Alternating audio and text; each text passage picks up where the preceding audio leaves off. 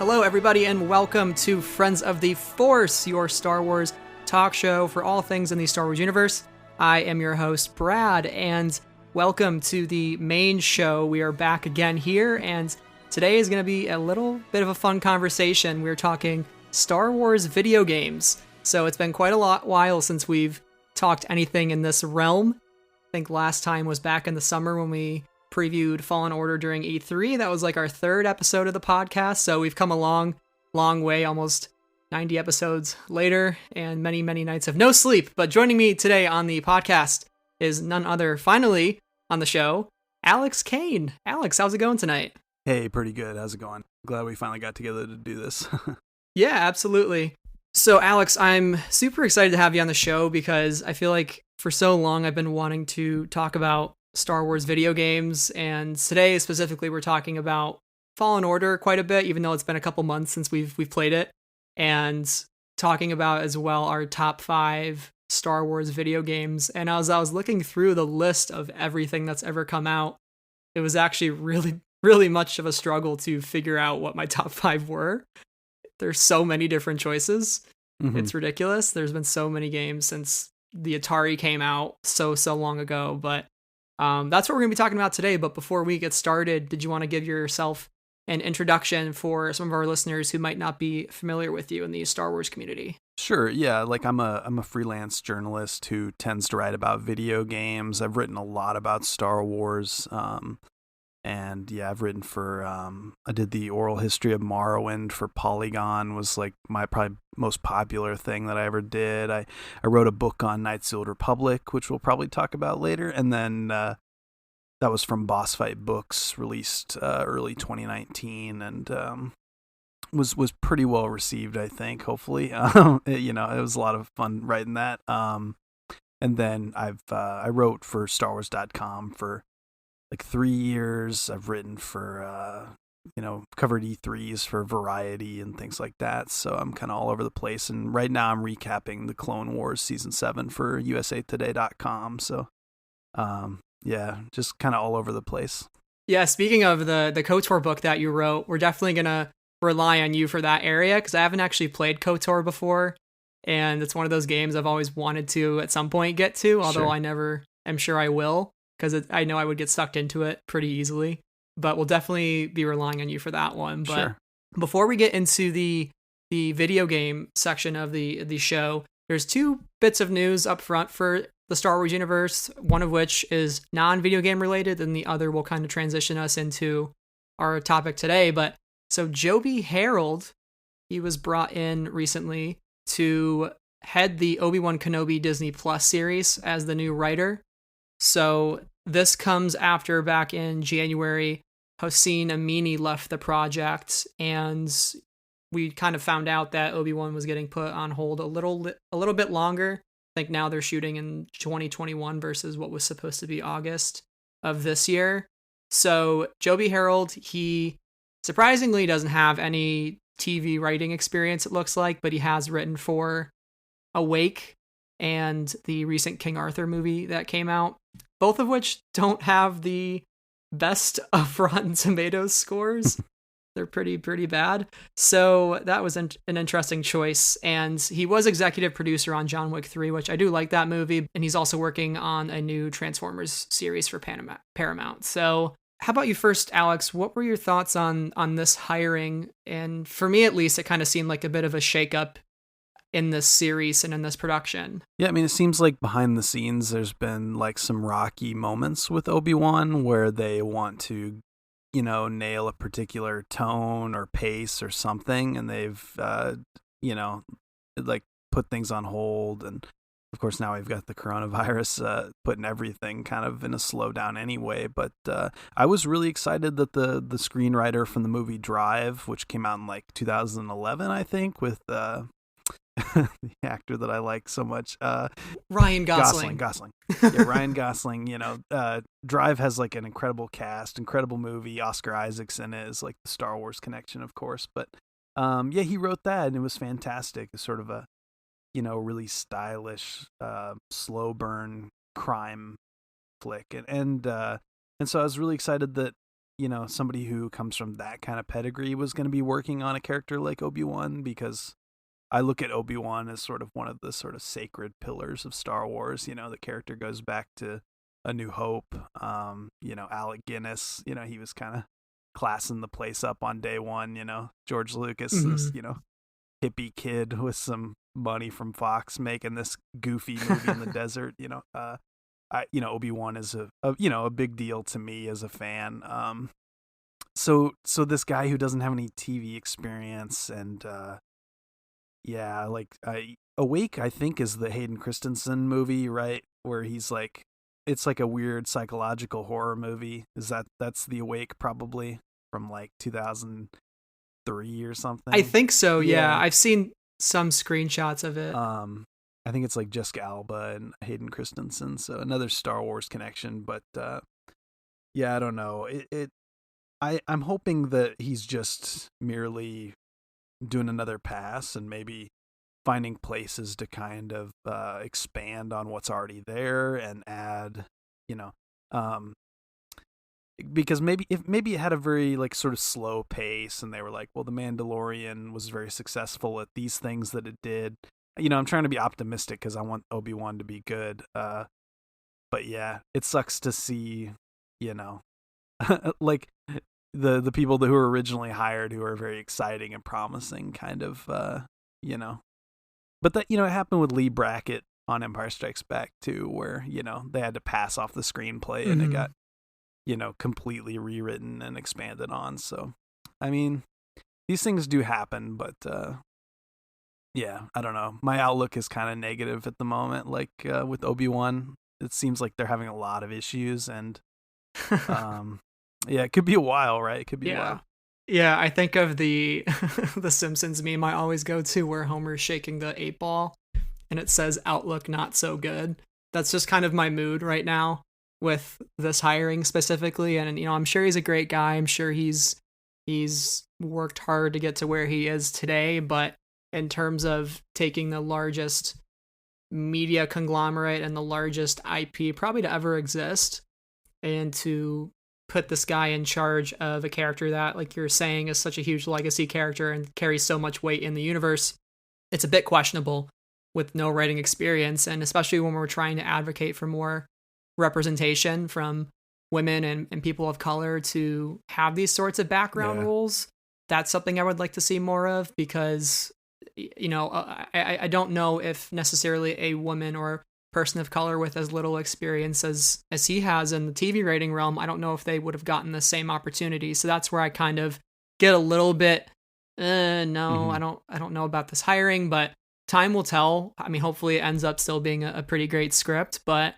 I'm definitely a little bit warier than I originally was. But time will tell. Soon enough, we'll be getting this series. And the thing I want to try to remember always is Deborah Chow is still involved in the series. So that's kind of like the one little silver lining I hold on to like tightly. So maybe she has some sort of creative input, or can give some sort of direction, especially just with the camera and with how the lines are delivered and those sorts of things. So hopefully it ends up going well.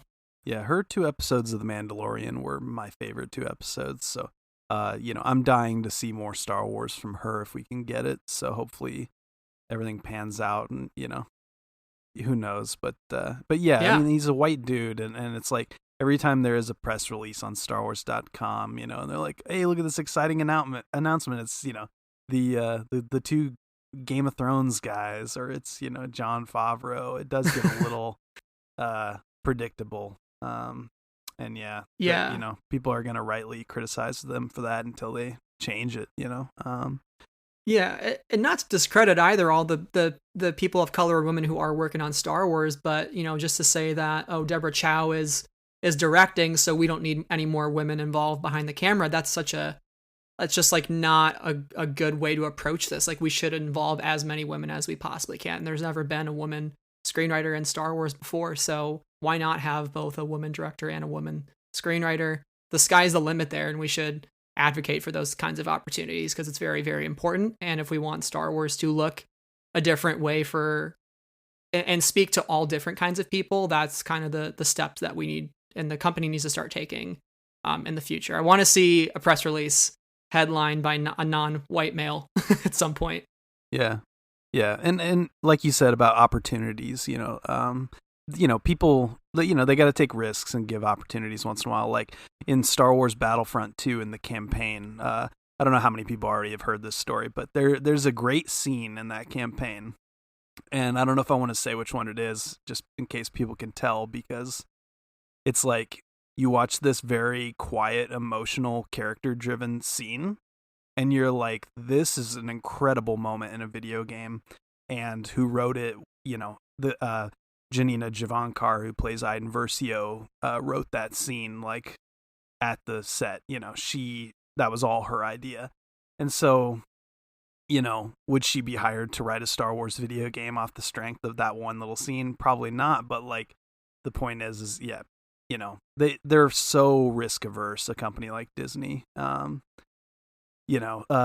Guardians of the Galaxy happened because of, Nicole Perlman wrote that, spec script for them that like sort of was picked out of a huge bunch, and then they passed it off to James Gunn, more of like an established voice to kind of, quote unquote, like fix it or whatever. And it's like, it makes you nervous to think about the fact that we always need like a white guy to come in and kind of sign off on these things. But, yeah. One of the best scenes in Battlefront 2 was written like the day of recording by a woman of color, and it's like, what kind of creators are out there not being given these jobs, basically.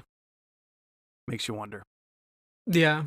I mean, my philosophy is there's someone out there right now that's going to write the best Star Wars story we've ever seen. So let's just get that person in consideration and let's get them behind the camera, because they're going to surprise us. And I can't wait for that day. Mm-hmm. But speaking of Star Wars video games, I know we could talk about screenwriting, hiring choices for hours, at least I could, but to transition here now to the main topic. So Star Wars Racer episode number 1 and Jedi Academy are now on the Switch and the PlayStation 4. So when I saw this announcement, I dropped everything I had in my hand. I screamed. People looked at me weird, and then I went back to my phone. And for me, I'm a huge Jedi Outcast fan. I haven't actually played Academy, so this is my first playthrough of that. But Star Wars Racer is something that I grew up with on the Nintendo 64. So the fact that it's now being brought back to life on the Switch and I can play it online with other people is super, super exciting. And we're going to get more into these two games later on, I believe, especially Racer. But what did you think of this news, and how exciting was it for you? I mean, yeah, like the online multiplayer duels with Academy was really exciting. I'm like you. I'm a big Outcast fan. I used to play a lot of split screen multiplayer in that we'll talk about later more. But yeah, I mean, I think Racer is kind of like the one of the underrated like greats of Star Wars games, and so I've been playing a lot of Switch because I haven't left my house in like 3 weeks or something because of this virus scare, and having to share like one nice TV with my wife and toddler. It's like the Switch is just, I can kind of play whatever I want and on my own time and not have to be at their mercy. So yeah, I mean, the idea of being able to kind of play that like important piece of my childhood again, like whenever I want, that was a game that I didn't own. I had to like walk up to the video store and like hope that they had it in and rent it. And, now we live in this amazing nostalgia driven world where I can just, buy it digitally and have it on my Switch forever and play it anywhere. And the ports of that game have historically been really good, like on the PC and stuff. It still feels pretty much like it did on the N64, 1,000 years ago. So the game's like 20 years old. That's pretty wild. 21 years old. Yeah, that is really insane, honestly, when you think about it. And the fact that we now get to play it, like you're saying, in this wholly reimagined way, and it's at the touch of our fingertips. We don't have a cartridge anymore. We don't have a disc that we're putting into our GameCube. It's a whole different ball game, and that's so strange. Something I wouldn't have dreamed of as a kid, where I could just go into the Nintendo store and click download, and it's on my console within a matter of 15 minutes for any time I want to play it, and I can go into my room and sit on my couch or my bed and just play it. So it's pretty bizarre times we live in as a gamers, and good times as well. So Fallen Order, we got this back in November, something that I was highly anticipating throughout the year. Celebration, the panel, I waited way too long outside because I thought there was going to be like a huge, massive crowd and we wouldn't get into the convention center, but we got there and we were at the panel and it was super exciting. We were like 20 feet away from Janina and I was like screaming. This game is probably one of my favorite Star Wars stories to come out of 2019, which is very unexpected for me personally. I didn't think that would be the case. Unfortunately, I was let down in certain aspects of Star Wars, but Fallen Order was such a pleasant surprise with lots of fantastic characters, a story that, for the most part, was a mirror image of The Last Jedi with the genders swapped, with Trilla playing the Kylo Ren-ish character and Cal playing the Rey character archetypes. And obviously Seer as the failed master as Luke. The whole dynamic of the game and just the gameplay in general and how far we've come in Star Wars from a game like Jedi Academy or Jedi Outcast, and to have what we got with Fallen Order is super special, and I'm excited for whatever's to come in this series. I'm convinced that it's Jedi Fallen Order, which makes me think the next game will be called something like Jedi and then it'll be something else right after that. So the whole series is like Star Wars Jedi. How do you look back at Jedi Fallen Order and what do you come off of it feeling about the future of Star Wars gaming, and like what kind of inspiration did it give you in terms of what we could achieve in storytelling? I mean, we had a rough few years in the world of like Star Wars video games where, it was basically Battlefront was what we had, and then some other little smaller things like, pinball and whatnot. And so it got very cynical and kind of, it was to be the guy writing about video games and Star Wars video games all the time for StarWars.com and working on a book about KOTOR. It got a little awkward there for a while where I was like, I have so much optimism for the future. And I was a huge Respawn fan. Okay. Like Titanfall came out in, I want to say like March of 2014 or something like that. And it blew me away. Okay. Like that was a great game. The sequel came out in like early 2016, I want to say something like that, or late 2016. And, so when it was announced that Respawn, there was like an E3 teaser or something around like 2015, and it was like, Star Wars video games coming at you. It was like they had a Battlefront teaser, and then they listed all these companies like BioWare, which means the Old Republic, and all these different like EA divisions, and one of them was Respawn. I believe that was before it was announced that EA had acquired and we saw Respawn. That small snippet. Yeah, they had like a sort of fighting. The mocap, which was probably like mostly smoke and mirrors at that point, but it was exciting anyway. It was like the moment Respawn and Star Wars were like in the same video together, I was just like, hell yes, like I'm there. I'm there day one. And the game comes out and it manages to exceed, what I even thought that meant. When Respawn Star Wars was a sure thing in my mind. And when it comes out and I play it, it really did live up to and in some ways exceed the potential of like that big E3 the Celebration reveal that we had last year, almost exactly a year ago. We saw that first sort of story reveal trailer with Cal on the sort of rain-soaked garbage planet, you know what I mean, where you kind of start the game. Braca, that's it. And with the character that's sort of tells him like go live your life, kid. You don't want to be stuck here like me, the rest of your life. And that's a great opening. But anyway, it exceeded even my expectations of like, Respawn's doing Star Wars, like that's gotta be good.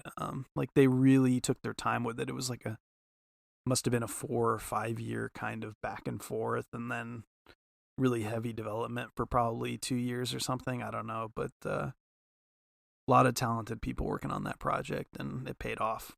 Yeah, when you bring up the fact that was almost a year ago now, which is kind of weird to think about how far we've come in the last year with Star Wars gaming, how we were waiting for this huge project to come out, and here we are now, finally have played it. We have the Art of book, and it's kind of in the past at this point. And I hope they continue to add updates to the game and maybe like a new game plus and those sorts of things to continue piquing our interest in that series. But how would you grade EA's performance so far in the Star Wars video game realm? Because I think they definitely fell flat right off the bat with the first Battlefront, even though I did enjoy the multiplayer aspects of it. But Battlefront 2 maybe promised a little more than it could chew on at first. And then over time, it's become a much better, more cohesive game. And I really, really enjoy playing it every Saturday morning with my buddy. And now we get Fallen Order, which is so comprehensive in terms of Star Wars storytelling and mythology. Like, how would you grade this overall performance, and what do you hope the future of EA Star Wars gaming looks like? Okay, so if we've got like 3 major games out of the EA era, I mean, obviously there's a Galaxy of Heroes and a bunch of small stuff that, in some cases is really cool and good, but like, I think Battlefront 1's big issue was that they monetized the DLC pretty steeply. That season pass. This whole, $50. Which I mean is something that Call of Duty and Battlefield and these games got away with for a long time. Mm-hmm. I bought $100 games. I paid for like Forza 3. I think I paid $100 so I could have all the DLC. I think I did the same thing with Fallout 4. And sometimes you regret it, sometimes you don't. But $100 for a game is a big ask. And I think the big cautionary tale of Battlefront 2015 was that all those DLCs were then sort of ghettoized into like their own little individual matchmaking playlists. And so you had a small population playing this game, and then you put, 4 people on Scarif and then 9 people on Bespin. I'm exaggerating, but the point is that it was hard to find a game. Like if I wanted to play, I really liked playing like Walker Assault on Bespin. I couldn't Mm-hmm. always find a game. I couldn't. I would want to play like Death Star modes and stuff like that. And toward the end, especially, it got really hard to find a match in the playlist that I wanted to play sometimes. And if people didn't have certain DLCs, like they bought them one at a time or something, it would have made that problem even worse. Because they would have been like. Mm-hmm. Well, everybody's playing this playlist and I don't even own that, so I guess I'll go play, a different game now, or Overwatch or something. And I think that's what happened in a lot of cases. Battlefront 2017, Battlefront 2 is weird because I think that there's a lot of good things that shipped with that game. And now, 3 years later, it's almost unrecognizable. It's completely different. It kind of became like a sort of sacrificial lamb for like the entire games industry. Okay, so like you had all these games that were monetized like crazy, that included like randomized loot boxes, that included like Black Ops 3, Call of Duty Black Ops 3 had pay to win elements. It charged out the eyeballs. It was really scummy. It was also a fantastic shooter though, so people kind of gave it some slack. But then when Battlefront 2 came out, it was like, not only do you have like a scummy progression system, but I want to play as Darth Vader and I don't really like the economy. It costs like 80,000 credits to buy a hero. Yeah, it was a little bit insane. Yeah. They like equated it out and it was like 356 days of gaming straight to get the amount of credits you needed to buy every hero in the game. Yeah. And you can see kind of like where their thinking was, but like, this is Star Wars. This is the sacred thing. This is Alec Guinness out in the desert with some puppets and stuff. So, when it's like, quote unquote gamers, like the sort of mainstream, very loud and obnoxious, sometimes voice of people who play video games, of which, right. We're all part, I guess, in some way. If you're going to mess with Star Wars, you're going to incur the wrath of those people. And EA discovered that in a big way. And, I don't think games have been the same way since. I think Battlefront 2 changed the games industry. And ironically, it's a really great game now that you can easily recommend to anybody. But when it launched, it was kind of scummy, in some aspects. now it's got things like the Ewok hunt mode, and it's got the heroes versus villains has been completely reworked, and it's like 100 times better than it was. There's all this like Clone Wars content. There's all this sort of cosmetics stuff that's just fun. It kind of made me like the sort of eggshell Ren, like the cracked helmet, on Kylo. They've done a lot. Like, they've worked really hard to make that game good.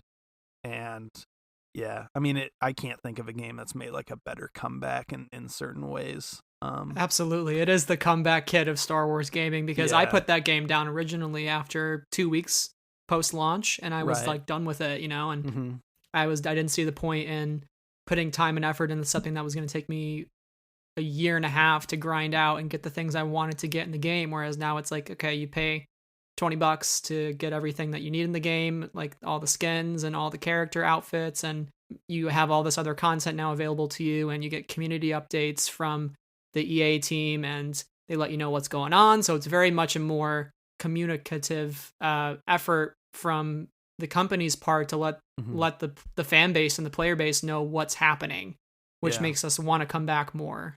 Yeah, EA has done something that's kind of cool, which is that they've really pushed the idea of like transparency and communication in a way that, again, you see other companies like Bungie and Destiny 2 sort of taking EA's example. And like as far as like giant video game publishers like Activision, like EA is the one that it's always been fashionable to hate on. Like, people hate EA, and so it's my favorite thing. Yeah, so when Battlefront 2 came out, it was like, okay, now you've done it, EA. Now you've really done it. And it's a shame because they have BioWare, they have Respawn, they support small indie games that are amazing. So I mean. It's like they've really redeemed themselves in some respects, and I don't think the games industry will ever be what it was prior to Battlefront 2 in terms of just like the scummy like monetization upon monetization. I think even Call of Duty got away with it for a while after Battlefront 2, and even Call of Duty has like changed completely since then. It's just like the bubble has burst, and you can't charge $100 for a game that is then riddled with like randomized loot boxes and stuff, and like expect to keep people coming back every year for more. And then of course Fallen Order, you'll see the way people talk about Fallen Order. They're like, well, that's not EA, that's Respawn. Well, okay.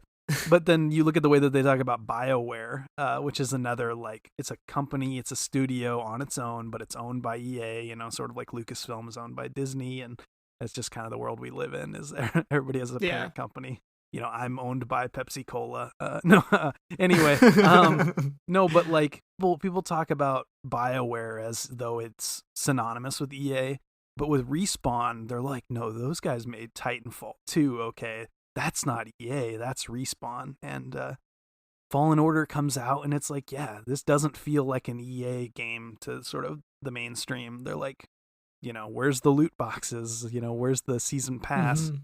And that's nice to see. It's nice to see EA release a sort of Insomniac Spider-Man, a sort of God of War, one of those games that is like, here's a $60 game, and it's kind of a masterpiece. It's very story-driven. It's single player.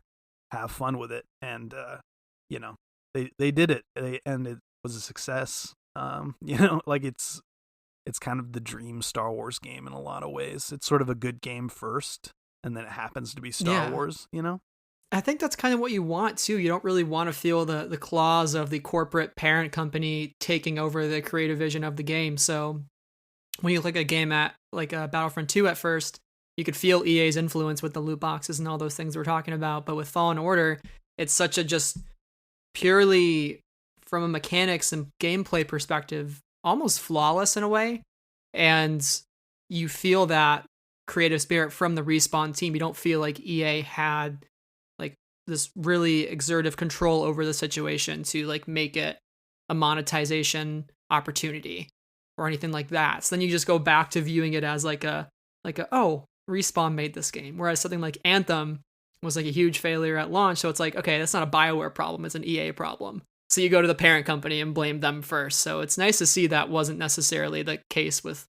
Fallen Order, and I didn't want it to be. I didn't want to feel that corporate influence. Yeah, these companies are very opaque, and their organization is very complicated and hard to understand, even if you work with them, you know? So, like, if something goes bad with Star Wars, it's Bob Iger's fault. If something goes well, it's the good people at Lucasfilm's, you know, doing, right? Like, we kind of project that, and I think it's fair to do because, you know, we know that corporations don't care about art, you know, they don't. No, they care about the bottom line. The people who, you know, are making these things, the people who made Galaxy's Edge care about it. The people in charge of whether or not it's going to close when there's a global pandemic going on, you know, they don't care about who, you know, Doc Ondar is, or, you know, or how Kyber crystals are, you know. But anyway, yeah, and I think that, you know, if we've learned anything from sort of some of the reportage that's come out of, like, the canceled Star Wars projects or Anthem and just things like inside EA, it seems that a lot of the problems do stem from creators like Amy Hennig coming in, being hired for their vision and their genius, and then some focus group being like, well, people say that when they think of Star Wars, they think of Chewbacca, and so we need a Chewbacca character in this game. And then, you know, and Amy Hennig's like, well, we can't just shoehorn Chewbacca into this, you know, what are you talking about? And so, yeah, I mean, it's like hard to kind of ignore the fact that, like, yeah, corporate meddling can harm these things, and George Lucas himself was guilty of it in his day, you know, with the LucasArts people. You know, he didn't quite understand that world very well. So he could come in and kind of break things sometimes. But yeah, I think in Fallen Order's case, you know, I think that Respawn probably fought really hard for the stuff that they believed in, you know. It comes off that way that, I mean, I talked to Vince Zampella, the CEO of Respawn, at Celebration for an interview, and he was pretty, you know, he joked around about how much he and you know, the higher ups at Lucasfilm went back and forth on a lot of stuff. And yeah, I think that Respawn cared about making a great video game, and Lucasfilm cared about making a great Star Wars story. And what we got out of that chemistry is, you know, I enjoyed more than I enjoyed The Rise of Skywalker. So, you know. Yeah. No, I'm with you. So yeah. I don't know. I think it was a successful collaboration, and I would take a sequel sooner over DLC personally, but yeah, I agree. I hope that magic keeps happening. Yeah, and if you can give me a story where I'm saying, hey, I like this video game story more than the epic conclusion to a 42-year-old saga, I will take the video game every time then. Because if that's the kind of storytelling we're getting, that's setting the bar high, even though maybe the bar should be set higher for the films. But that's a whole other conversation there. But, you know, we've talked a little bit about the current climate of Fallen Order and you know what we think EA has done a good job in, and how they've kind of redeemed themselves in some way. We always love a good redemption story. We always love Trilla and EA redeemed themselves in 2019. Yeah.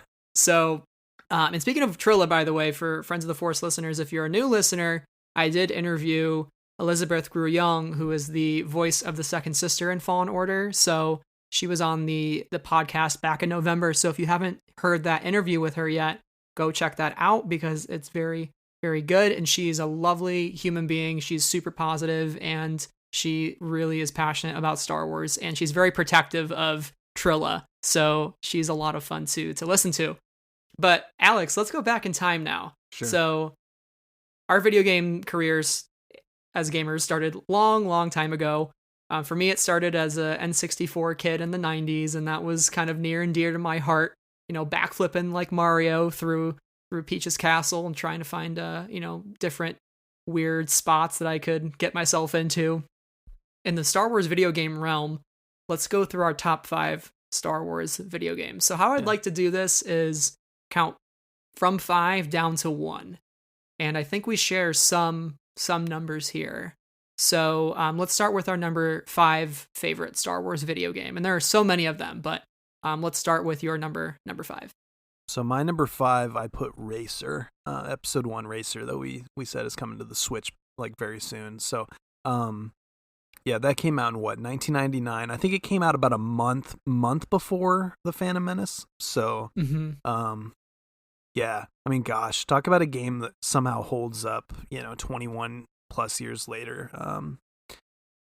It's a racing game. It comes from that pedigree of like the sort of F-Zero series, these games like Red Out and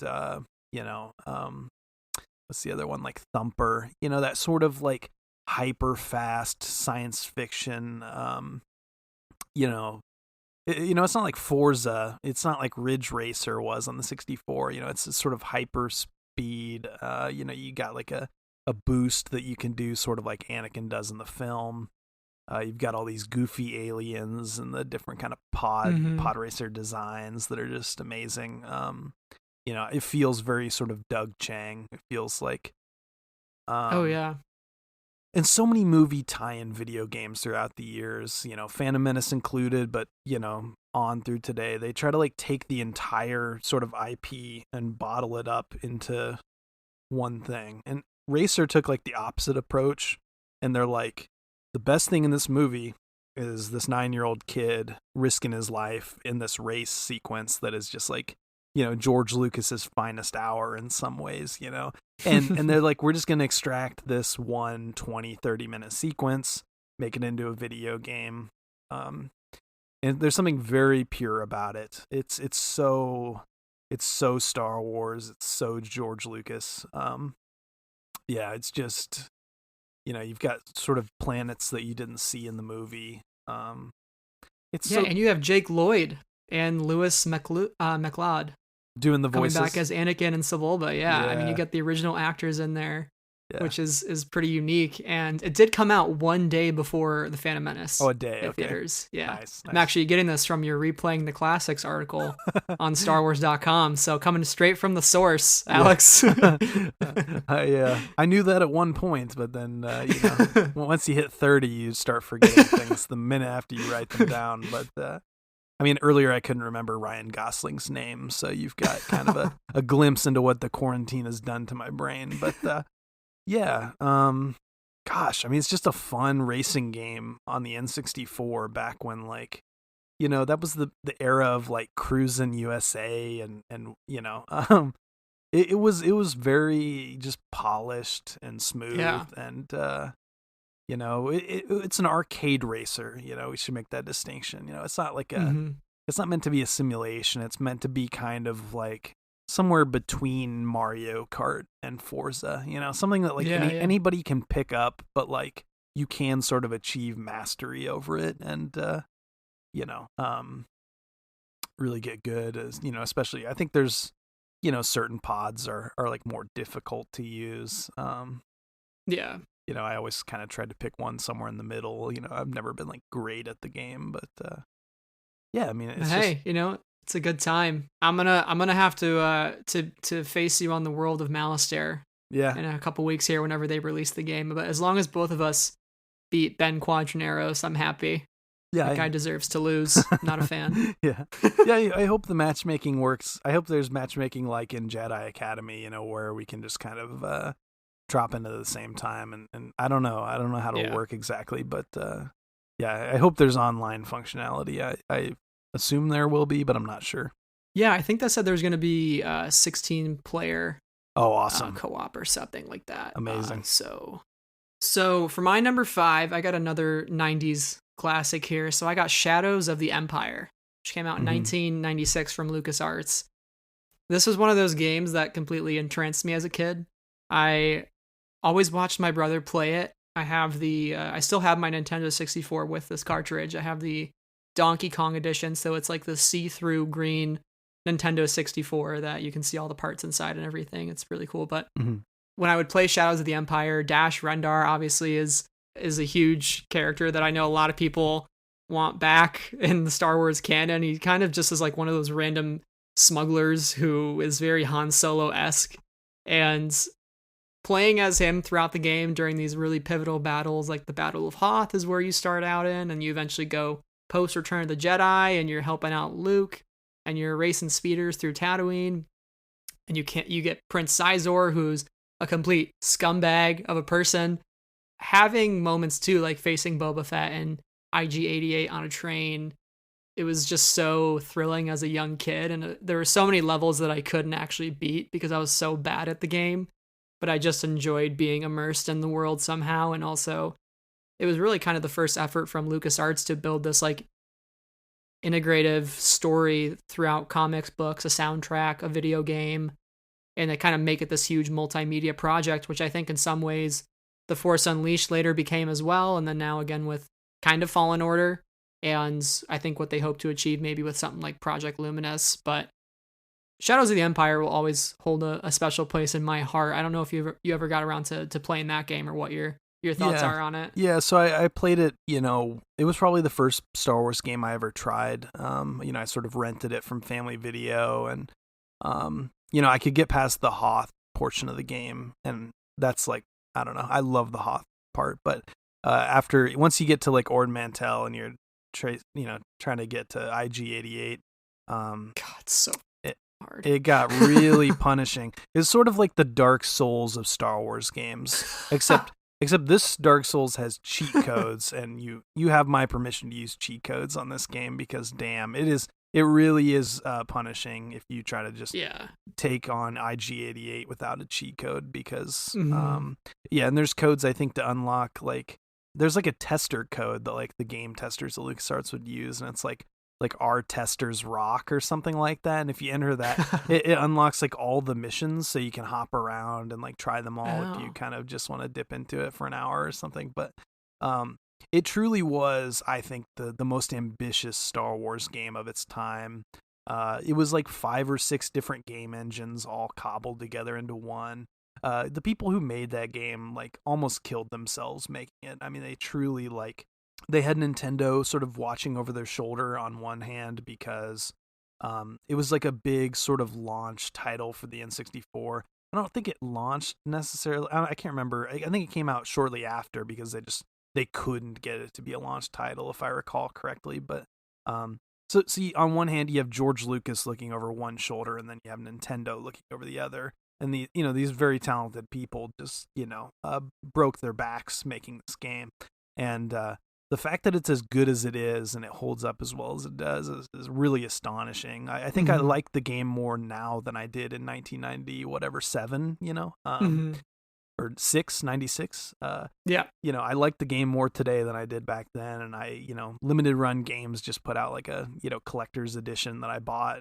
It's like sitting by my desk, and it's like a beautiful box art. And I think Dash Rendar is sort of like a sort of goofy, like Clint Eastwood kind of knockoff of Han. And it's very charming. Like it's just you can tell these people are like, okay, what happened, sort of after Empire Strikes Back, and what was Vader up to, what was Luke up to, Lando, what went down on Tatooine and all that stuff. And it's really cool. I think it set a precedent for what kinds of stories that we want to tell. And like, hey, we can actually fill in different spots within the Star Wars timeline, like with these side stories. Like this is the first time we can really try that out.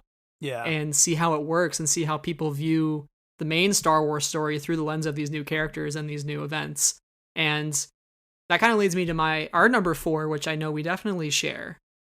Which, do you want to take us with our number 4? Oh, yeah. So The Force Unleashed is basically like, let's take what worked in like Shadows of the Empire and do it again, 10 years, 12 years later with like, worlds of different technology at that point. So it was sort of an Xbox 360, PS3 era game.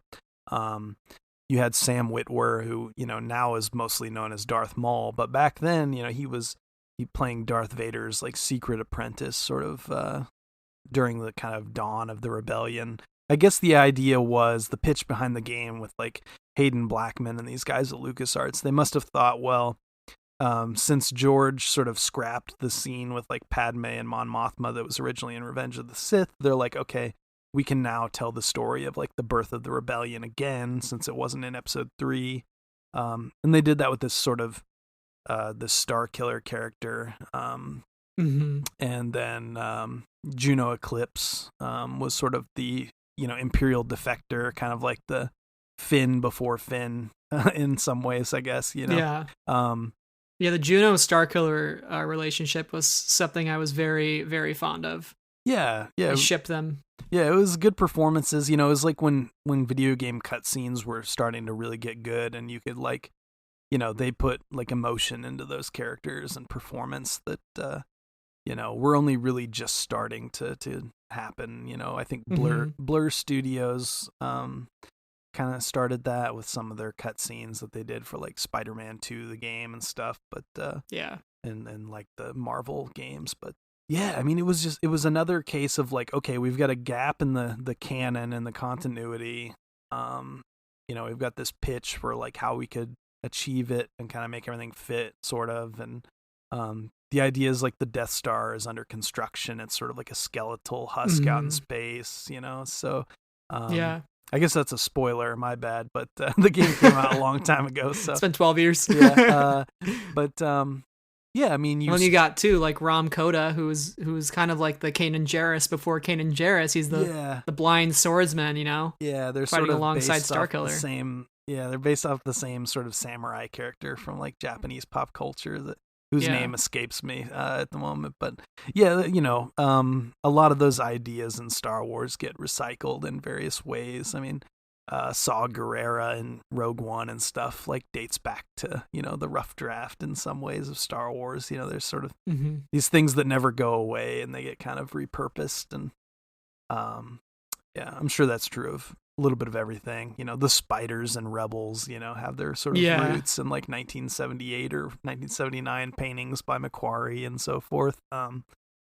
So Force Unleashed was like this big kind of Hayden Blackman was a guy at LucasArts who he was like an encyclopedia of Star Wars sort of nerd lore. He was sort of the Alex from Star Wars Explained on YouTube, He was sort of like him if he worked at LucasArts and was like a producer on video game projects and also like writing Dark Horse comics and stuff. And so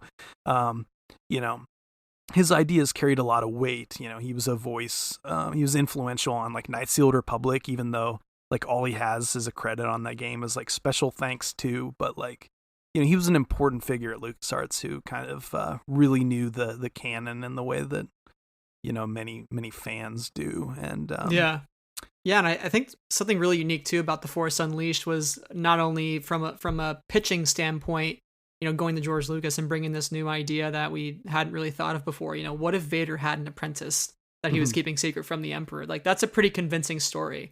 And then on top of that, actually taking from like a technical standpoint, how this game really broke boundaries in terms of, the environments are destructible and you can manipulate certain things on the wall, or you can throw objects at Stormtrooper and they ragdoll in like a very natural way, and you can throw them and slice through them. And it was all this like there was this like huge innovative technology that games hadn't really seen much of.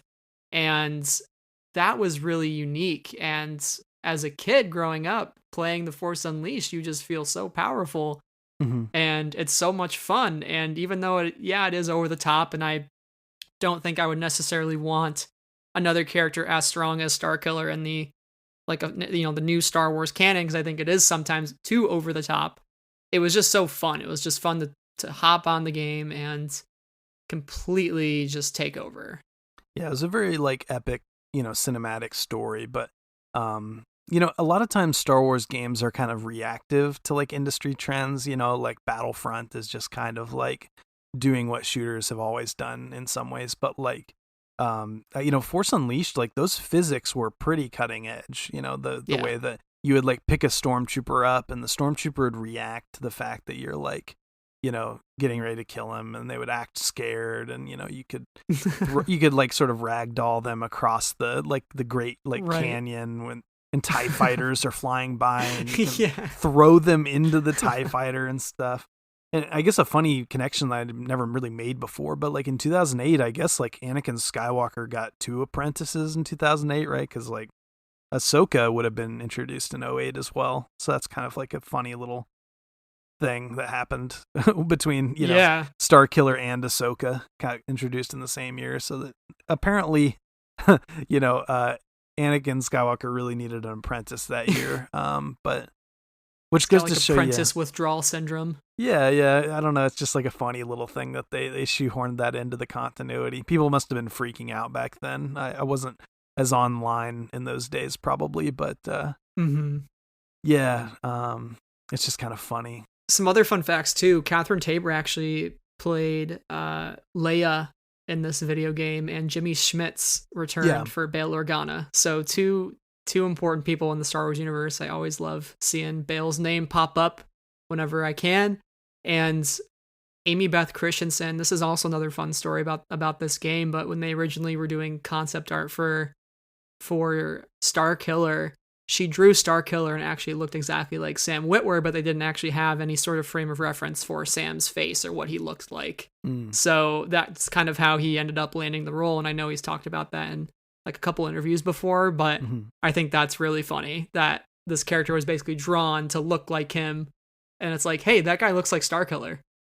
Yeah, and it just so happened that he's like a super big nerd, so Star Wars now can't seem to get rid of him. But yeah, he it's funny. He also played Palpatine in that game, and like Tabor, she's now played Leia because of The Force Unleashed and Padme, but also like her first acting gig ever was like Knights of the Old Republic, so she sort of like comes from Star Wars video games, funny enough. But yeah, I remember like The Mist came out in 2007, and Sam Witwer is sort of like the red shirt military character in that, who gets like the most like gruesome, haunting death scene in like horror movie history. and like the Force Unleashed gets announced like a year later or whatever, and it's like, oh, that's the guy who got stabbed by all those cultists in The Mist. Oh, that poor bastard. Good to see him again though. Yeah, he's sort of been with Star Wars ever since. Yeah, it's a great game though. It really it's just a fun time. It's very complete package. So moving on to my number 3 here.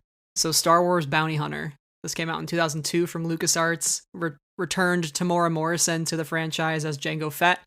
So essentially the premise of the game, for those of you who might not be familiar, but Darth Sidious has this old apprentice, Kamari Vosa. She's amazing. She's super cool. I love her. Dooku hires somebody or any bounty hunter he can to basically kill Kamari Vosa for 5 million Republic credits. And whoever manages to kill the former Padawan, Dooku's going to use that person, that bounty hunter, as the template for their clone army. So incidentally, you might know who ends up killing Kamari Vosa, but our house was getting worked on and we were kind of stuck in our basement for like a 2-week period.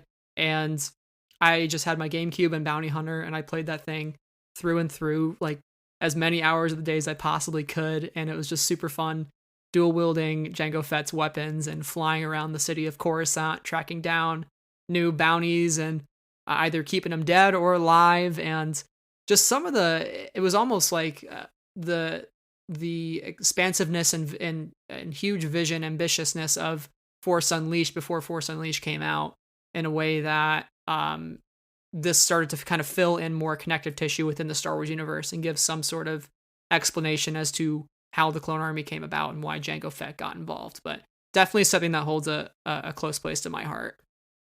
Yeah, it's another one of those that sort of draws on the Dark Horse comic books a lot and kind of helped build up like Mandalorian lore, or lean on it a little bit. And, it really has like the feel of Attack of the Clones, like the art style and everything. I think Clancy Brown is in it, funny enough. Yeah. And now, so I was just thinking that. He's played like he plays 3 characters Jango Fett's, now. Yeah, he plays Montrose, who's Jango Fett's rival. And he plays the guy in The Mandalorian, the red guy with the horns. Yeah, he's in Rebels. Yeah, so he's sort of another Sam Witwer type who's played like a bunch of characters in Cat Tabor. But yeah, I love Clancy Brown. He's great. Yeah, so my number 3 is like the other big 2002 Star Wars game, which was Jedi Knight 2, Jedi Outcast. Like yet another sort of, very cinematic game that tries to like feel like a Star Wars movie the way Bounty Hunter does, but on, kind of an intimate scale. And it's a sequel of sorts to 2 other games, Dark Forces and Dark Forces 2 Jedi Knight. The title formatting there is pretty confusing because then then they just drop it and make it Jedi Knight, Jedi Academy after that. Yeah, it's always confused me. People think like Jedi Academy is like the first one somehow, even though it's like the last one, the fourth one. So, but anyway, yeah, Jedi Outcast is just, there's like a purple lizard guy, Dasan, who's like the villain, and it's very sort of campy and Star Trek-y. But the dialogue is just great. It's very memorable in a way that, you know, you hope video game dialogue is, and it has like Luke Skywalker on Yavin doing his whole the Jedi Academy thing, and you know, it's a story that sort of starts off very like tragic and shocking, and then like has a happy ending by the end. You know, that kind of deal. So it's just fun and satisfying. I can't recall exactly what the villains are called, but it's sort of like another one of these kind of Empire Reborn type deal where they might be called like the Reborn or something like that. You know, basically like the Sith Eternal type deal. You know, they just keep doing that kind of, you know, well, let's, you know, have them look like the old bad guys, but give them a new name, and, you know, the good guy will have a lightsaber and will be golden. And it works because that's just kind of, you know, what Star Wars is good at, I guess, is the, you know. Yeah, this game was really fascinating for me. I always played the lightsaber battles and the playing the bots. It was always so challenging. It was one of those games I kind of just glued myself to during any point in the year, and you know, it was just getting to play as many different characters as you could, different lightsaber styles, and a lot of different maps, like fighting on Yavin with a bunch of other people. It was always a lot of fun. Yeah, I don't know. There's just like a lot of little kind of Clint Eastwood-y moments, you know, sort of like movie moments that are really memorable. Like he walks into a cantina at one point on like Nar Shaddaa or something, and there's a Chiss bartender who looks sort of like Thrawn, you know, and and he says something like about, you know, oh, you're a Jedi, huh? And he's like, I'm just a guy with a lightsaber and some questions or something like that. Just really, it's just a fun game. You know, before Fallen Order came out, Variety asked me to rank like the all-time great Star Wars games, and I put it at number 2 at the time. You know, I think it's very high on the list. Of games that just feel very complete and polished and have like an artistic vision, the way that, you know, Fallen Order probably has taken on its mantle. You know. Yeah. Also available on the Switch and the PS4 too right now. Yeah, the Outcast. Yeah, Outcast is on PS4, Switch. Yeah, it's on PC, you know, Windows 10. It's very easy to play nowadays. But yeah, it's like it used to be the game that you would recommend to people who want to feel like a Jedi in a video game. You know, Outcast was like the one for a long time, I think. And you know, as far as like the action and, you know, lightsabers in a video game, Fallen Order has kind of finally dethroned it, but it's still incredible. It still sits at my number 3 for sure. Absolutely. So moving on to number 2, we share this spot as well, and that's Jedi Fallen Order. So we've talked pretty extensively about that one, but did you have any other thoughts on this game in general, or kind of why it sits at number 2 for you? I mean, gosh, like the characters and the performances. I profiled a guy named Tom Keegan for RollingStone.com back when Battlefront 2 came out. And that guy is sort of like an unsung genius in the games industry. He's sort of anybody who's a fan of the Battlefield campaigns, anybody who's a fan of the Wolfenstein series by Machine Games, like they owe a debt to Tom Keegan and the fact that this guy's basically like a sort of like a theater actor. You know, he's sort of like a classically trained actor, director, genius from the sort of off-Broadway kind of world, and you know, who he understands, you know, staging and drama and other stuff that I don't understand all that well myself, but you know, he takes that and puts it on a mocap stage, you know, performance capture volume, and so all those great cutscenes in like Battlefront 2 with like Iden Versio and Del Meeko and, you know, Shriv and Luke Skywalker, you know, he directed all that stuff. He also directed, you know, the Fallen Order So he's a guy with an eye for casting. He knew Deborah Wilson from Wolfenstein: The New Colossus, so it was like probably just his suggestion to cast her as Seer.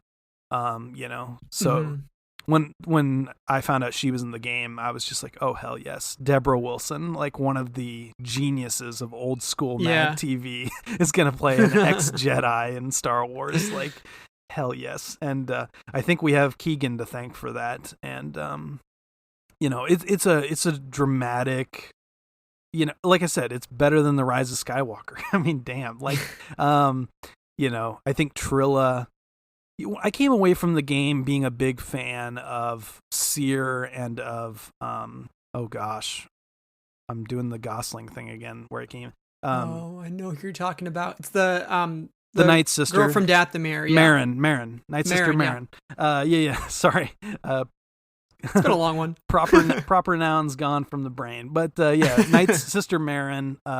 Like those were my favorite characters coming out of the game. But as time goes on, and I sort of rewatch those scenes and see like the fan art, like Trilla is like just truly this amazing character that kind of embodies the themes of Star Wars the way Ben Solo does, the way Anakin and Luke and all these people who kind of like fail and then find their way back to the light, that kind of whole thing. I think that's powerful. I think that's what Star Wars is about. It's about George Lucas, trying to, reconcile with like maybe his father. People have speculated, and then later in life, he said it was about, a father being saved by his children. He's a guy who got divorced while he was making the Star Wars films and probably had some rough years there, I would imagine. And then he came back and did the prequels, and everybody treated him like garbage when they saw the prequels. Oh, poor George. So I think Trilla kind of embodies that sort of the idea that human beings make mistakes and and they can be better, like in Battlefront 2, like Del Mico's like, I think it really boils down to the essential line of no one's ever really gone. I think that's probably the crux of Star Wars and why a character like Ben Solo or Trilla in 2019 meant so much to me, at least. I think they're my two favorite characters to come out of the year. Yeah. And speaking of no one has ever really gone, Alex, one thing that's never really gone is Lego Star Wars. Oh, okay. Lego Star Wars, the Skywalker Saga, is coming out later this year. Yeah. Which leads me to my number one, which is Lego Star Wars. And this is from Traveler's Tales. And I'm going to kind of just group them all together as one single unit.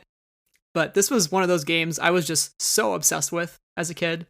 Finding the different mini kits, playing as over 120 different characters. For one, you could play as Yoda and just make him jump off and hear his scream. And it was really funny at the time. It's still like a meme to this day, surprisingly. It's really funny how this game took the culture by storm and created a whole onslaught of Lego game series to follow, like Harry Potter or Indiana Jones or DC and Marvel. So the fact that we're going to be reviving this series with now getting the hand touch soon in Lego Star Wars form is going to be really entertaining. I want to see what Luke's reaction is going to be. I want to see what Ben Solo's reaction, redeemed Ben Solo in Lego form, is going to look like. Yeah. So these are all things that I'm thinking of. But the fact that Lego Star Wars can tell the story with actually no dialogue whatsoever goes to show that you don't necessarily need the dialogue in Star Wars. You just need the emotional beats, the movements on screen, the music, and the environments to really tell that for you. And you can still pick up the essential elements of the story. Mm-hmm. That's why Lego Star Wars holds a number one spot for me. There's just so much you can do in that game, and it's just pure fun. Yeah, like the two great loves of my childhood were Star Wars and Legos, and when they kind of combined and you could get Phantom Menace Lego sets, and one of my first ones was like the Snow Speeder, like that was pretty magical back in like 98 or 99, and for some reason the games never really clicked with me in the same way, which is weird. Mm-hmm. But the Force Awakens one that came out in like 2016, I sort of changed my tune a little bit, and that one really resonates with me. And, I think that all the things that they changed with that to make it more of like kind of an action game instead of just a puzzle game. Like it's a little bit more has more variety and more pacing. I think that this new Skywalker Saga game is going to be kind of like the great, culmination of all that stuff. And yeah, I'm excited. I'm really looking forward to it. It's the only thing that could redeem 2020 at this point. Oh, if they delay it, it'll be so tragic. It'll be hard. Yeah, it'll be the last nail in the coffin for the year. Oh yeah, it really would. It would suck. So what's your number one, Alex? So my number one is the one that I spent 2 years of my life writing a book about, which is Knights of the Old Republic from 2003. People probably get sick of hearing me talk about this game. They probably get sick of hearing about the game in general. But I mean, the fact is, it was very much a case of like, kind of like Fallen Order did, Fallen Order comes out and you read those reviews or people's reactions on social media, because we have those now. If you go back to the 2003 reviews of Knights of the Old Republic, you have this sort of vibe of like, I'm not a Star Wars fan, I don't dig the prequels, but Knights of the Old Republic is a masterpiece, that kind of thing, or this made me a Star Wars fan, that kind of deal. I think James Gunn did like an AMA on Twitter the other day, and somebody said, "What's your favorite video game?" And he just said, "Knights of the Old Republic." Period. People. It's a game that Ryan Johnson played it. He said. So it's one of those things that just it really took off, and I think Fallen Order is going to do the same thing, where like people could know nothing about Star Wars and play Fallen Order and love it, and KOTOR did that by taking place 4,000 years before the movies, and just kind of being its own thing, sort of D&D with lightsabers. It's sort of very, on the one hand, it's very tropey and familiar. There's like a Romeo and Juliet quest on Dantooine. There's like there's a like, what is it, Rose for Emily thing on Dantooine, where a lady's like having sex with her droid. Whatever. That's a new one. Yeah, I think Lando. Or is it? I mean, we know about Lando in L3. Would be down with it. He would understand. But yeah, it was a weird game. It sort of had its own look. They had sort of explored the sort of ancient Jedi and ancient Sith in the comic books by that point in the early 90s. But the guys at BioWare just kind of wanted to do their own thing, and they wanted to kind of pay tribute to like A New Hope and Empire Strikes Back and Return of the Jedi. And so the Old Republic era, in terms of like the BioWare games especially, is really like its own sort of corner of the Star Wars Legends continuity, and there are people who are really fans of the Old Republic and not much else. It's very much its own kind of contained thing that's it's got sort of the high tech that you want out of Star Wars, right, with kind of like a Game of Thronesy kind of medieval feel, with like the Sith are like vast in number. They have like this huge empire, at one point or a couple different points in the history. There's the Darth Bane trilogy of books were written by like the lead writer from KOTOR, Drew Karpyshyn, and he kind of he sort of took threads from both worlds, like the old Star Wars EU, which is Legends now, and the Old Republic games, kind of bled those elements together. It's a very enticing time period for sure. I think there's a lot to be discovered, even if it's not really considered canon. I feel like it's one of those things, as we discuss canon now, and is it the end all be all? I think like KOTOR is something that can be considered like, even though it's not part of the, official Star Wars, it's still something that you can kind of latch onto and have a really good time with. Yeah. And like there are fan metas like written by women who came out of The Force Awakens in like November, December of 2015, January 2016. They came out of The Force Awakens and wrote these metas that are on Tumblr now, which I didn't see until after my book came out, tragically. But, people like they called it, like they said Rey is going to end up with a yellow lightsaber. They're going to have a Force bond connection that, sort of entwines their destinies and connects the two, in their life force through the Force, I mean, they called it, man. Like the dyad stuff, KOTOR fans went and saw The Force Awakens, and that's where Reylo comes from, and to some extent, to some percentage. They saw those things with Ben's mask looking like Revan's, and I mean, it's pretty incredible how you can find those threads. Yeah, I mean, literally, Revan was gonna die prior to the game, and like Bastila transferred her life force to save him, and that's here we are in 2020, and we just saw a movie where that happened. Yeah, right. It's so KOTOR is kind of like this holy text among fans that, like I said, like Ryan Johnson said, he loved it. It's a thing that people. It's a touchstone.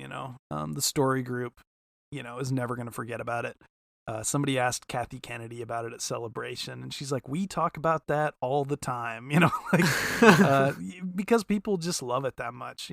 They love it as much as they love the original trilogy. So, I think if it has the official stamp of approval from Ryan Johnson, then I'm all ears. So maybe during this time of quarantine where I can't leave my house, maybe I'll go pick up I'll order it because I shouldn't leave my house. Yeah. I'll order one of the KOTOR books and delve into that for the time being. Yeah, there's never been a better time to play it. I think it's on sale on Xbox right now, possibly other platforms too. But yeah, it's you can get it dirt cheap and it holds up. I mean, the combat is turn-based with virtual dice rolls, and it's a little awkward to learn, but it's very it's as smooth as it could be expected from a D&D game from 2003, and I still play it. I replay that game all the time, and I don't really do that with games that are 20 years old. So right. So I'm going to give us each one honorable mention before we start to close out the show here, but what is an honorable mention that didn't quite make your top 5, but you want to give credit to where credit's due? The Revenge of the Sith game that came out 2 weeks before the movie, something like that. A month before the taste, movie. Alex. The taste. Yeah, damn, that's a good that choice. Yeah, it came out before the movie, and it had little clips from the movie, and so that was a huge deal. I want to say that I read the novel Revenge of the Sith a month before the movie, and then 2 weeks before the movie I played the game, and I would say that game had the best lightsaber combat until Fallen Order came out. So for 15 years it was the king of lightsaber video games as far as you could have the one-on-one duels, and you got that alternate ending where Anakin kills Obi-Wan and then kills the Emperor and takes control of the Empire, which I was like, what? Yeah. How does this happen? He's like, the galaxy belongs to me, or something like that. Yeah. No, it's just damn good. And it got a lot of flack for being, in some ways, a lot of the licensed movie tie-in games back then. But because it was Revenge of the Sith, and because the lightsaber combat was so kind of, the lightsabers would clash, there was a lot of blocking and defensive stuff, and it was sort of choreographed like a fighting game. They had Nick Gillard, who did the choreography for the lightsaber battles in the prequels. He was on set for the game. They got Hayden to go and do, tell him how he wanted Anakin to play and stuff. It has this sheen of authenticity, and yeah. I still have my original PS2 copy. I have it. Yeah. It's I cherish that thing I will never let it go. I've got it's the a great Xbox game. one too, and I sold off a bunch of my original Xbox games a few years ago for just some quick cash, and there were a few games that I held on to, and I was like, no way in hell will I ever sell this. Revenge of the Sith was one of them, along with Spider-Man 2, the game, and stuff like that, and Morrowind. So yeah, deliver pizza for hours. I feel you. Fantastic game though, Revenge of the Sith. My honorable mention, I have to give it to Republic Commandos. Yeah. So that came out in 2005, and later that squadron of 4 Republic Commandos was canonized in the Clone Wars very briefly.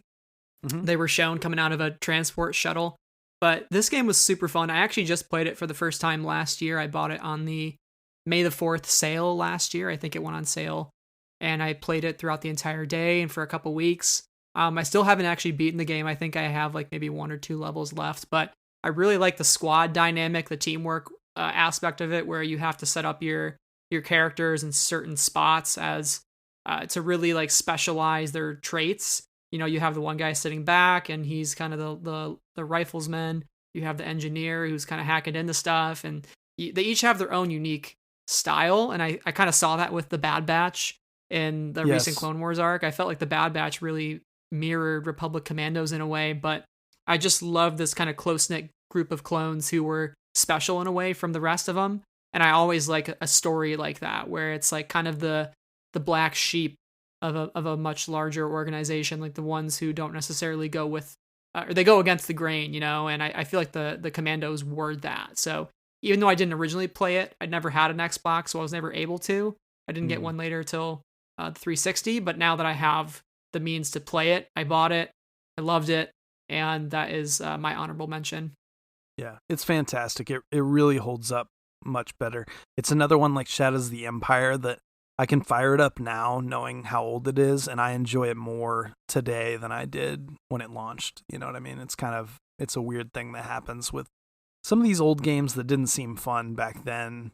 You play them today and it was very ahead of its time. Like Tim Longo was like the game director on Republic Commando, and he later went on to do Halo 5. And like the ideas that are in Halo 5 that make me love that game so much, like he was doing that in Republic Commando years before. So it's kind of a game that like was sort of restrained only by technology, you know. But what's there is fantastic, and the writing is great, and it's clear that they cared about like the characters and the story kind of above all else. Well, with that said, that was a lot of fun. It was definitely a trip down memory lane talking about some of these titles, and even having to look at what's come before. I was like, wow, I forgot about that game. I forgot about like Obi-Wan Adventures, which came out on the Game Boy Color. So just like random things like that I discovered as I went back through for this list. But we're gonna wrap up the show here with some listener questions that we got. So our first question comes from Hope Eternal 8 on Twitter. And Hope Eternal asks, if they make a sequel to Jedi Fallen Order, do you think they could do so without killing Cal? People seem really convinced he has to be gone by A New Hope timeline, but I would hate that. Surely there's another way. So when I see this question, I kind of jump immediately to Ezra Bridger and Kanan. I think this was like the same catch-22 that we ran into when Rebels started. We're like, wait, like these two Jedi, they're not around to help Obi-Wan or the rebellion. Like, where are they? I mean, we know what happens with Kanan ultimately, but Ezra is still a big question mark.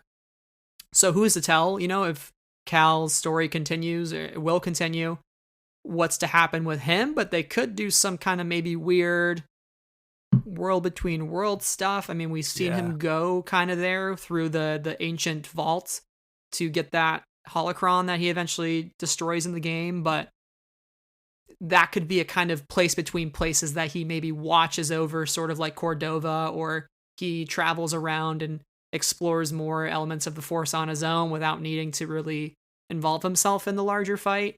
But that's kind of my initial reaction. I don't think he has to get killed, but they could definitely keep him alive. Yeah, I mean, they've got a lot of goodwill at Respawn, I think, after the success of Fallen Order, and they can now take risks and do probably more things than they could get away with in the first game. And I mean, they got away with a lot. They did some really cool stuff with like the Zepho. So for me, between Rebels, which obviously was a huge influence on the game, you know, like it's a very Rebels-y game. Like it is the way it is with, you know, it's like the Last Jedi's story in like a Rebels context almost. I think that, we've got the world between worlds. We've got the unknown regions. I don't ever really want to see Cal get killed in a video game where I'm playing as Cal or whatever personally, but you know, I don't know. We've had so many like sacrificial Jedi deaths at this point that I'm just like, can't take it anymore. Let somebody like retire off in like a nice little cabin someplace, and you know, I don't know. I just want to see Cal drinking Mai Tais on the beach with Seer and Marin and Grease. Let Cal start a podcast where he reminisces about his Jedi days or something. You know, him and Marin can go live together on Camino and watch the rain together or something. I don't know, but I don't know. I I think Filoni kind of has been cheeky about that idea that, well, we have a movie called The Last Jedi, but we kind of know that, other Jedi are probably out there someplace. They've sort of teased the idea that Ahsoka, her voice is in The Rise of Skywalker, but that doesn't necessarily mean that she's dead. Like, Filoni kind of like scoffs at that assumption that it's like her voice, her ghost's voice. So, yeah, I don't know. I find that interesting, and people have kind of speculated that maybe those Jedi voices are in some way coming through the World Between Worlds. I don't know. I think the World Between Worlds itself is proof that Star Wars has kind of, they've sort of like torn the seams or shattered it a little bit, and they're like, we're willing to break things, and that's good. Yeah, because Star Wars has never been about physics. It's not about bombs and how they can fall through space. It's about mystical elements and the cosmic force. Yeah, I mean, the Death Star can like get from planet to planet faster than the Millennium Falcon can. Like, explain that. It doesn't have any like kind of propulsion system that you can see on it. So I mean, it's all magic. It's all fantasy. Yeah, I don't want to see Cal die in the sequel, but I guess it's not up to me either. Our last question here is from Sarah, who's our fellow Friends of the Force regular. Oh yeah, and she has two-part question here. She wants to know if either of us have played DroidWorks, and then she wants to know Cal plus Trilla or Cal and Marin. That's the most important question. That is actually a really important question. So, Alex, have you played DroidWorks, and which of those characters do you ship from Fallen Order? No, see, I have had DroidWorks recommended to me, but I haven't had a chance to try it yet. It looks very quirky and fun and cute. I'm excited to check it out, but I haven't yet. As far as Marin and Trilla, I think that at this point I'm shipping him with Marin. I think even once I met Marin in the game, I was like, okay, I ship them. But I'm not anti Cal Trilla, and I retweet like the fan art all the time. Mm-hmm. I don't really have a preference beyond the fact that I want a sequel. I want Marin to have a happy ending, unlike some people. I love all three of those characters a lot. So I ship him with Marin, I guess you could say, and I hope that they stick together. And they both come from like abandonment and confusion and like fallen orders, like the title says. She's just like him. Their trauma is the same in some ways. If the Jedi were his family, then her literal family kind of same story. They're both victims of like Sith, the Sith. So yeah. I'm at the point of Marin and Cal at this point. I do love the dynamic of Cal and Trilla, and I'm always a huge fan of enemies to lovers ships, obviously, from Rey and Kylo's perspective. And it's sort of like a forbidden love, a sort of like, I don't know, it's just so interesting to me. But in terms of more of a happier ending, I think Cal and Marin would probably be the best fit for each other. I think, speaking to what you said, in terms of they come from very similar backgrounds, whereas the people they've known are gone, and they're kind of just left in the dust to carry on that legacy, and they have a lot of weight on their shoulders. So I think if they can play off of that with each other and kind of help to grow together, that could be a really enticing story. So I hope in future games we maybe lean into that love interest a little more with them still around, because I think that could give the game some pull, and to kind of ask, like, why is Cal fighting this battle, or who is he fighting it for, or why will he need to make certain choices, like who is he trying to protect? And I think maybe Marin could be the answer to some of those plot devices. Yeah, I don't want to see them like shy away from romance in future stories like they kind of have with Rise of Skywalker, and being kind of wishy-washy, like, choose your own adventure with Rey, and like that's kind of just like corporate BS that I'm not really interested in hearing. I really want the romance to be explicit and well done, the way it was, in older Star Wars game projects and stuff. So my interests have changed. I mean, I've always loved romance, but now at this point it's kind of like a necessity for me. It's like I can't really get interested unless there's some romantic element to the story. Yeah, I mean, growing up, my favorite Star Wars movie was Attack of the Clones for many years, and it was, probably partly because, it's like we can like click pause on the battles and the, Dracula with the lightsaber and just go like enjoy a little picnic scene. And, people have issues with the dialogue, but I mean, I just think that romance makes a story better more times than not. Yeah. Yeah, it's like it's a Absolutely. part of life that people think about a lot and they care about. So I don't know, but I also enjoyed the banter with Trilla. I think I made a joke on Twitter about how when she sort of like patches herself into his comm link and talks in his ear, I made some joke on Twitter about like that was, it reminded me of girls asking for my number in high school, and just kind of the sort of stupid like non-conversations that you would have on the phone and with girls in high school. So what are you doing? Well, I'm playing Right. Spider-Man on my Xbox. What are you doing? Nothing, And Trilla and Cal had like a great chemistry there, and so that was really fun. And I totally get why that's a ship. Like, she was just such a phenomenal character. Well, that kind of brings us to the end here then, Alex, on this episode of Friends of the Force. So thank you for coming on and talking video games with me. So where can our listeners find some of your work and find your thoughts online? But I'm usually on Twitter at Alex J. Kane, Kane, and writing for various websites. But yeah, I'm glad we finally got around to doing this. We've been trying to make this happen since Fallen Order came out, I think. And and then went into a deep Ben Solo related depression for a while. And so, yeah, this was slowly fun. Clawing our way this out like fun. He's clawing his way out of the pit. So I relate. Oh, yeah. Yeah. There's a parallel there for sure. Well, awesome, Alex. You're always welcome here on the show. Next Star Wars game that comes out, you can certainly know I'm going to tap you on the shoulder to talk about it. But sounds great. As for here at Friends of the Force, make sure you rate us 5 stars wherever you're listening. Find us on Twitter, Instagram, and YouTube. Send us an email to friendsoftheforcepodcast@gmail.com or join our Patreon at patreon.com/friendsoftheforce. Thank you to Cheryl, Michael Condon, Nadia, Neil Lowry, Rachel, T, and Donnie. And lastly, we are a part of the Star Wars Escape Pods Network, which aims at promoting positivity in the fandom. So once again, Alex, thank you so much. Stay safe during these times with you and your family.